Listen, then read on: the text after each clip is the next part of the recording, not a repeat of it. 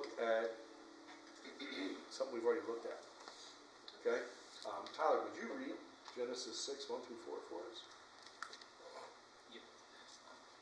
We'll read off the screen, Vernon, if that's okay, because I've got a kid in my hand here. Oh, when man began to multiply on the face of the land, and the daughters were born to them, the sons of God saw that the daughters of man were attractive, and they took as their wives any they chose. Then the Lord said, My spirit shall not abide in man forever, for he is flesh. His days shall be 120 years.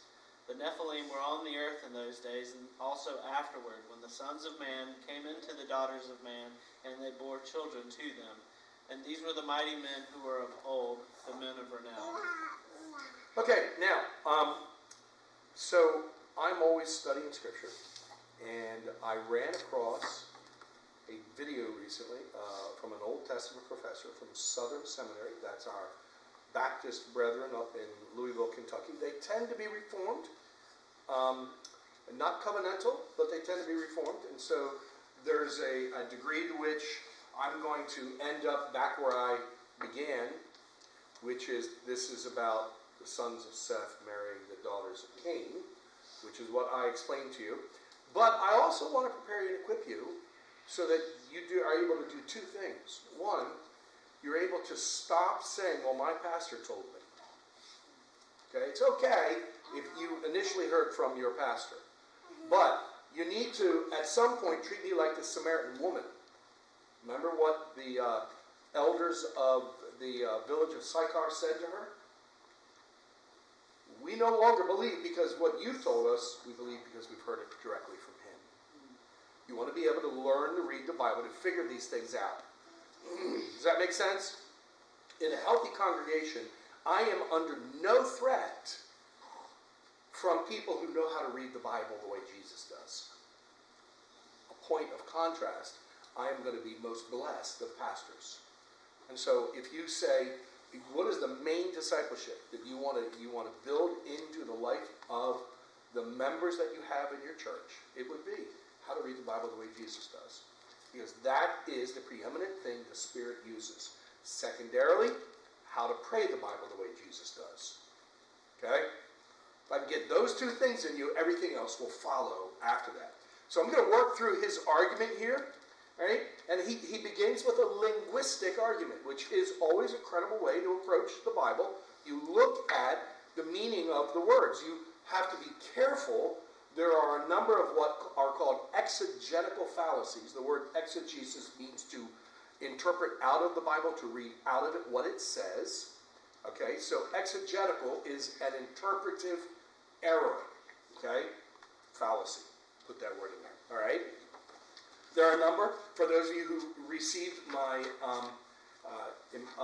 baptizo means to wash, not immersion paper. You'll see that I'm saying that those who insist it means to immerse in the Bible are making two exegetical fallacies. And one of them is based on simply translating the word. And I would offer that this brother, being a Baptist, makes this error. But he might not make it here. All right? He observes that the son or sons of God in the Hebrew is only used in the following four locations. Job 1:6, Job 2:1, Job 38:7, and then in Aramaic, which is the sister religion, this is what we might call it this way. Trying to come up with a good example of this. English doesn't have a good example.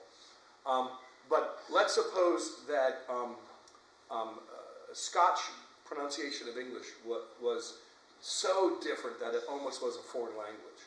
Okay? That would be what they pronounced before Daniel.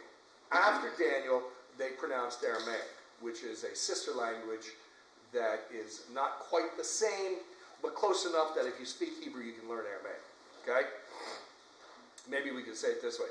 If you speak Spanish very well, you can probably learn Portuguese, Italian, and Romanian pretty easily. Maybe French. Okay? Well, it is a Romance language too. So, but yeah, the other three definitely a little easier. So he's observing that Daniel 3:25 refers to the Son of God. Okay? So now, in Job 1:6, and 2:1, and 38:7, okay? And Christoph, would you go to Daniel 3:25 and get that for me in a minute? Okay? In the Job passages, he's observing that these are all used to reference the angels. And indeed, he's right. If you look at those passages, this is God holding court when the sons of God came before him, and Satan came among them. Okay? This is before Satan was cast out of heaven by Jesus, following the resurrection. Okay? If you're not sure where that came from, that's a little bit different conversation. Okay? Just go with it for now. So you've got angels being described as sons in the sense that they are created by God. Make sense? Now this shouldn't surprise us too much. One of the Psalms refers to you're the God of gods. Okay? That secondary reference, lowercase g to gods, is not saying that there are other gods. It's not saying that he's the God of idols. He's saying he's the God of other angelic beings that we might be inclined to consider gods. That would be angels. Right? So hearing the Bible use these words in a secondary format, so to speak, that's okay. We're talking about the unique relationship of God with his created, what's the phrase for it? Conscious thinking beings. That would be humans and angels. Okay? Okay, that's good. He notes that there is a father-son relationship between Adam and God, and then not a linguistic expression, but in 2 Samuel 7 in the Davidic covenant, there is a covenantal inference that David is now going to be treated as a son of God, and his descendants are going to be treated as sons of God, having some sort of unique, he wouldn't say covenantal relationship, he would say kingly relationship. And okay, and so his simple point is this. If you just go with the linguistics, all right, in Genesis chapter 6, where it says sons of God, it has to mean angels. You're like, okay. But now you have to stop for a second and go, but wait a minute. Does the theology, because that's what he's doing as well, it's not just a interpretive language argument, does the theology support that? And we've already looked at, read Daniel 3:25. I had you look it up, I forgot to ask you to read it. It says, he answered and said, but I see 4 men unbound, walking in the midst of the fire, and they are not hurt, and the appearance of the 4th is like a son of the gods. Okay, now, in Aramaic, the sons of the gods versus the son of God versus, the question is, this is Nebuchadnezzar speaking, so we're not to assume that he's got correct theology, all right? And so what is Nebuchadnezzar referring to? Well, it is very interesting. We don't speak a lot about angels before the post-exile prophets. It's with Daniel and following that all of a sudden angels and discussion of angels becomes relevant. And there is some observation that the Babylonian Persian cultures did have some corrupted explanation of angels. Make sense? So I'm looking at that one going, I don't think that's the same thing here. Okay? At best, it's a corrupted memory of what might be the truth. Angels are in the sense that they're created by God's sons. Okay? You with me so far? Good? Okay? Over here, good? Okay? You ready? Okay? I'm looking for the wobbly dog look. Good? Okay. All right, there we go. You do it well. But, Luke, and we've seen this one, 3:38. We're intentionally doing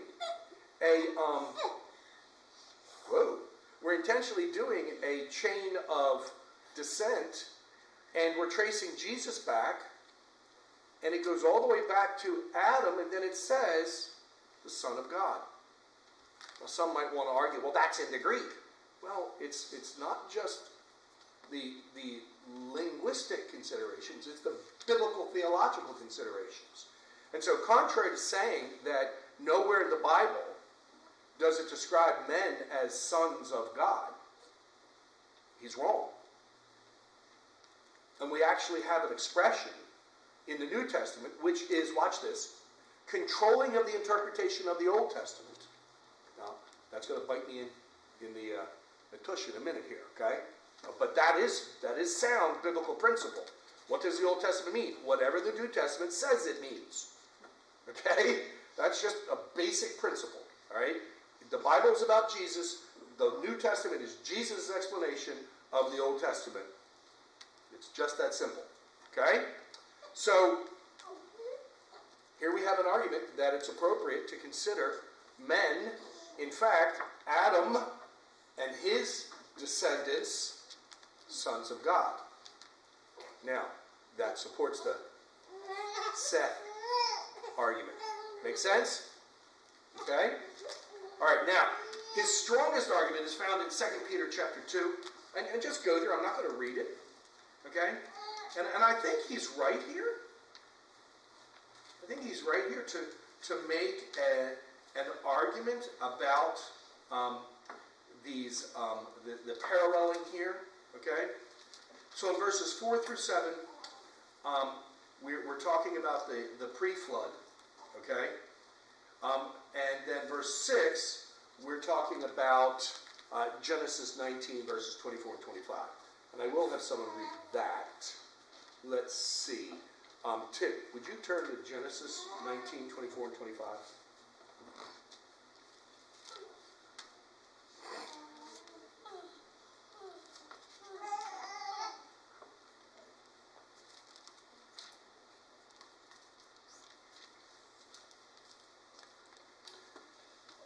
Genesis 19, 24 and 25. Then the Lord rained on Sodom and Gomorrah brimstone and fire from the Lord out of heaven. And he overthrew those cities and all the valley, and all the inhabitants of the cities, and what grew on the ground. Okay, you can stop there. All right, now he's in 2 Peter, he's giving two examples of God destroying, people because of their rebellion. And he's warning that's going to happen again. Let's not be a part of that. Okay, and we all agree with that. Okay, and what his point is this: the Greek uses the word and a participle in these two connections, and so there's a paralleling to them. Okay, now in 2 Peter chapter 2, verses 4 through 7, he's clearly talking about angels who did not stay within their boundaries. Their boundaries of what? The created order. Okay? You with me so far? Right? Therefore, since in Genesis 19, the passage he refers to in 2 Peter verse 6, in Genesis 19, since he's talking about sexual immorality of Sodom and Gomorrah, men who did not stay within their created order, but wanted to sleep with other supposed men, same here in Genesis chapter 6, it's angels sleeping with women. You follow that? Yes? Everyone okay? Give me a little nod here. Addie, you alright? Okay, I lost you somewhere. Yeah, it's alright. Oh, great. It doesn't matter. The drive home is going to be fun. Okay. He then goes to Jude chapter 1, verses 6 to 7. And verse 6 is easy. Angels who abandon their proper home. And verse 7, Sodom and Gomorrah. Clearly he's referring to the same thing Peter is. And again, the parallelism. Sodom and Gomorrah's gross immorality is in like manner to the angels in verse 6. They too committed a gross immorality, in other words. What could that possible gross immorality be? Sexual. With me? Therefore, since in the Hebrew, only angels are called sons of God, okay? And here in the New Testament, in these two passages, the comparison to Sodom and Gomorrah is of a sexual nature, of people straying outside of their natural created boundaries, then it must be angels in view who are doing the sleeping with in Genesis chapter 6. Are you tracking with me so far? Okay? Now that's a pretty strong argument. You might find that compelling. All right? By all means, go and look up his video. All right? If you can't find it, ask me. I'll do the work and try and track it down and give you an email. All right? But let's push back on it a little bit. First, he doesn't really address the angels don't marry position. He dismisses the observation from Jesus' comparison that in the resurrection we would be like angels, not engaging in marriage. He dismisses that and says that doesn't necessarily mean they don't have the abilities, the physical capabilities to engage in this behavior. Okay? Observation. Nowhere in the Bible do we see angels partaking of physical form unless in submission to God.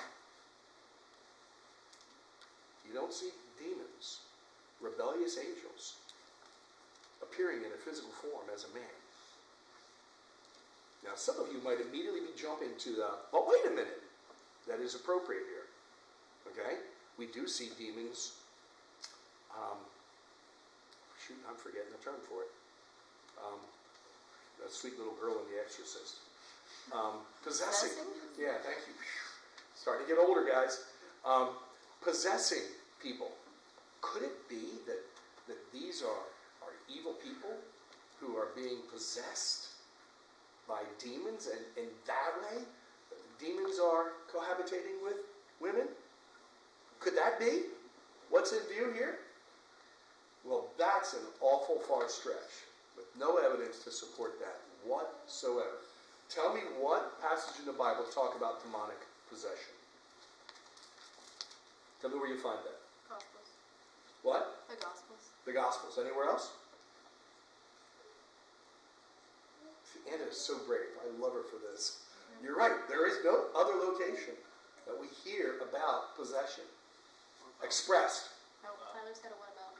What? I've got a what about. What about Saul and the seer? Saul the seer? We're going to talk about that Friday night. Okay? That is a case of, watch this, not possession, okay, but actual conjuring of a ghost, or what we call a ghost. Okay? And as far as we know in the history of the world, that's the only recorded time it's ever happened. Even that witch was surprised. She had never done it before. That's why she was shocked when it actually worked. Okay, she got scared. You imagine being someone who says, I can call up ghosts, and then actually calling up a ghost and getting scared? I just saw a ghost. Hilarious. All right? Now, angels don't marry. They're asexual. Angels in heaven obeyed. Angels in heaven didn't. Did they marry via demonic possession? And I'm using marriage in a colloquial term, okay, to mean cohabitate. But Jesus is clear, angels do not marry. Demons disobeying would marry, because notice that the passage in Genesis 6 says they married. It does not say they engaged. Okay? How would it say it if they didn't want to say married? New. New. Nope. That's the biblical way of saying it. Okay? They went into. You don't have the language of Exodus, Leviticus, Numbers, Deuteronomy, describing all of these sexual immoralities. You don't have that language here at all. You have the marriage of someone engaging in a legitimate form of activity via marriage. Do you see what I'm saying? Okay. He then brings up the object of the Nephilim. They're not descendants of angelic or human marriages. The Nephilim are also present before and after these angelic marriages.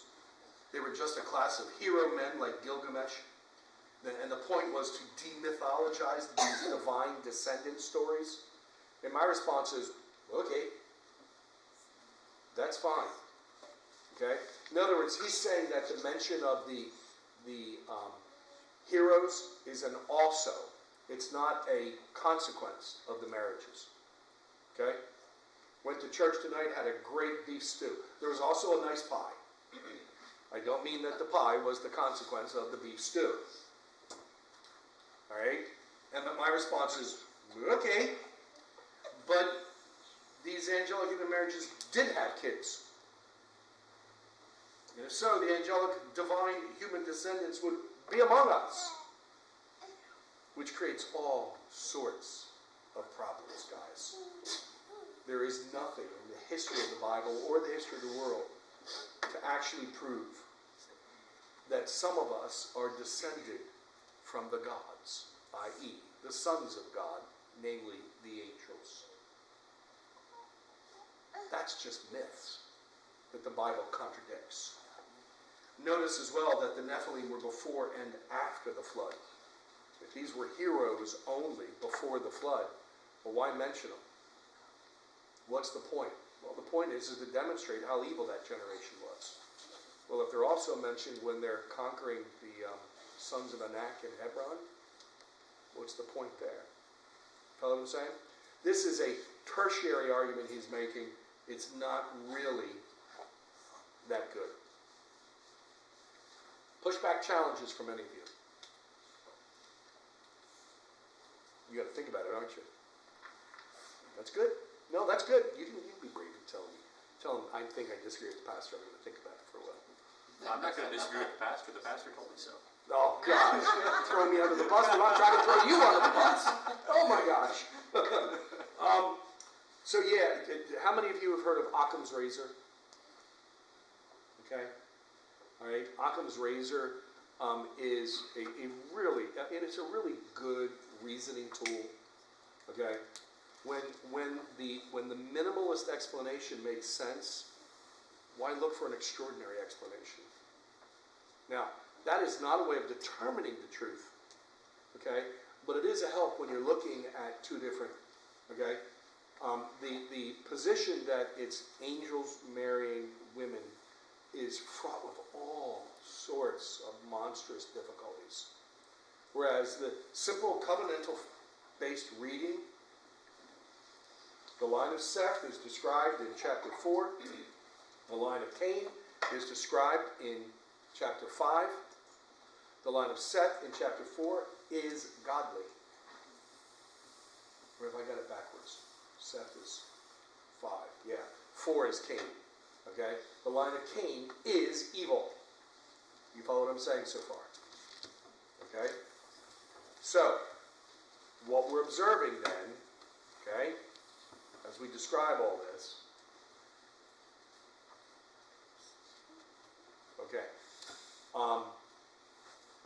what we're describing here, thank you for that, Jen, but that's not where they go. I'm sorry, my OCD just kicked in. I had to get that out. That's fine that they're there. I'm just giving you a hard time. The minimalist explanation still makes sense. The objections to this explanation can't really be overcome but other than dismissing them. And if you dismiss a credible biblical interpretation by just saying, oh, it doesn't fit my paradigm, that's not a good way to argue. Does that make sense, guys? Now listen, over my lifetime, I've gone all over the place till I finally settled on the line of Seth. All right? And the last time I debated and discussed this in my own head about a year ago, I was persuaded of the demonic possession position. Good job. All right?